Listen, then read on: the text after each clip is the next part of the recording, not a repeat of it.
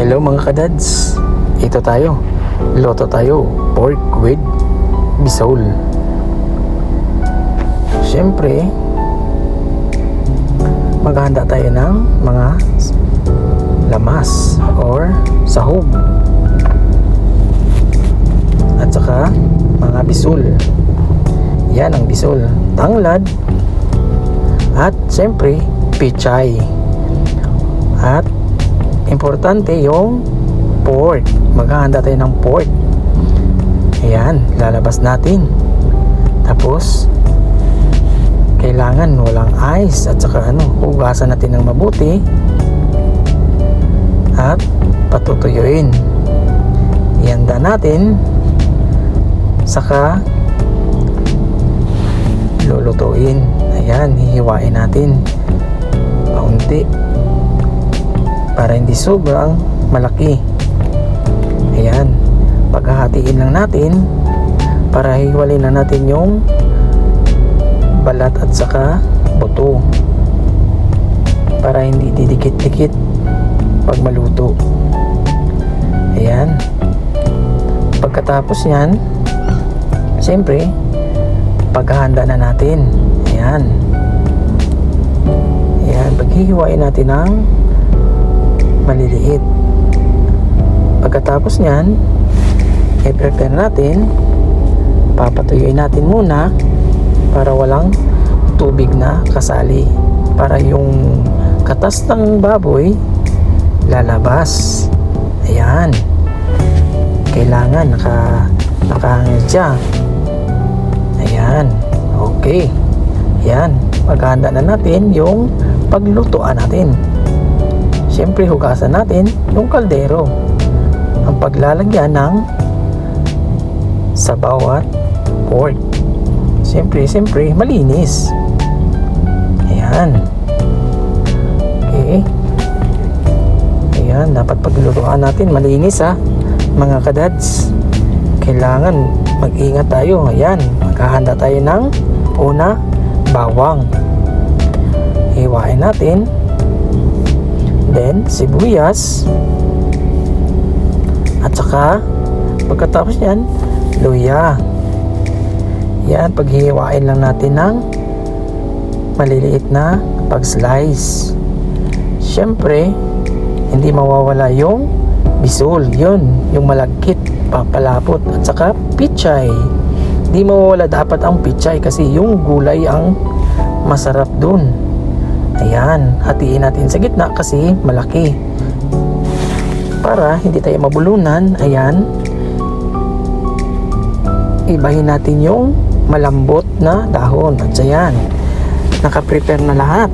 Ayan ang mga sahog: sibuyas, bawang, luya, tanglad. Ayan, handa natin yung paglutuan. Ayan. Ayan na, lagyan natin ng mantika, saka gigisahin na. Ayan, una siguro bawang. Ayan, haluin lang sibuyas. Paghaluin lang para pantay yung yung pagpula. At saka yung luya, sabay na yung bisol or yung pangpalapot, kumbaga, para masarap yung sabaw. Paghaluin mo na at saka mapantay yung color niya at saka lalambot yan, takpan natin agad. At saka paghaluin lang, sabay na yung pork para mauna yung bisol na maluto. Saka pagkatapos nyan, prepare, takpan natin yung pork. After 5 minutes, ayan, lalabas na yung katas ng pork, sabay na yung bisol. Yun, malambot na yan. Mas masarap yung nakadikit na. para madali na yung malagkit na yung bisul. Ayan, mas masarap na yan kasi lumabas na yung katas ng pork, napunta na sa bisul. Ayan, paghahaluin lang. Ayan, masarap na. Tsura pala, mukhang masarap na. Ayun, ayan na, kumukulo. Ayan, nakikita mo na talaga kung ano kasarap ng sabaw. Wow, ayan. Pag makikita mo yan, pag matikman mo, naku, mapapa-unli-rice ka nyan. Ayan, medyo matigas pa. Lagyan natin ng, syempre, mas maganda talaga yung ininit na. Mainit na talaga yung tubig ang ibuhos mo para mas madali siyang lalambot. Kasi pag mga kadads, malamig yung tubig, syempre matagal pa yung kulo niya. Syempre technique na para mas madali lumambot yung paa ng baboy. Paghahaluin mo lang at saka pakuluan ulit, takpan mo ng pagkatapos mo nga lang lagay ng asin para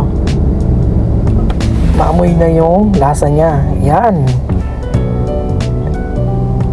after 5 minutes na pakulo, ayan, malambot na,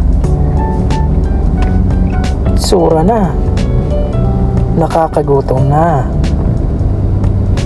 Ayan, siyempre ang tanglad una para mabango yun, di mawawala yung tanglad. Nakakagana talaga, mawala yung langsa at mabango pa.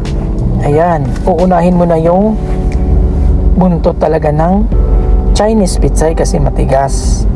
Siyempre uunahin mo yan, hindi mo sila paghaluin yung sa dulo kasi mas una yun lalambot. Yan kasi matigas, mga kadads. Ayan, mas maganda, mas masarap pag maraming gulay. Yan, damihan natin. Yan, talagang inubos ko na lahat ng matitigas. Yan, ilagay natin sa gitna, sa ilalim. Ayan, at saka pagtapos nan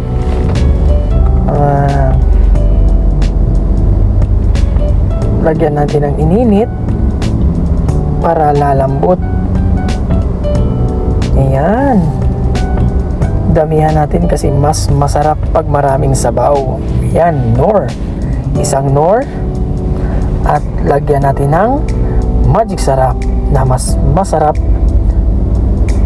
lalong sasarap. Ayan, lagay natin sa gitna. Yan, para hahalo siya. Pagkukulo, takpan ulit. Then after 3 minutes, ayan, nakikita niya natin mga kadads ang kulo at ang kulay niya, lalong sasarap. Subukan nyo to sa mga bahay nyo, mga kadads. I-try nyo pagluto. Ayan, malambot na at pwede na ihain natin, mga kadads.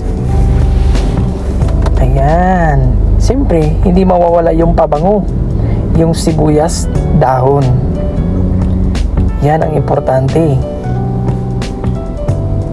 sa huling pagluto. Ayan, dinamihan ko na lang talaga, mga kadads, ng sibuyas dahon kasi pag maraming sibuyas dahon talagang mabango at mawawala yung langsa. Ayan, takpan na natin. Yan, tapos na. Ito na yung pork with bisul. Ayan, pagkain na natin. Kain tayo, mga dads. Ayan, mukhang mapapa-unli-rice ka. Ayan, wow, malambot talaga, mga kadads. Ayan, mga kadads, pagluto nyo, asawa nyo sa bahay. Try nyo. Masarap yan mga kadad. Thank you for watching mga kadads. Ingat!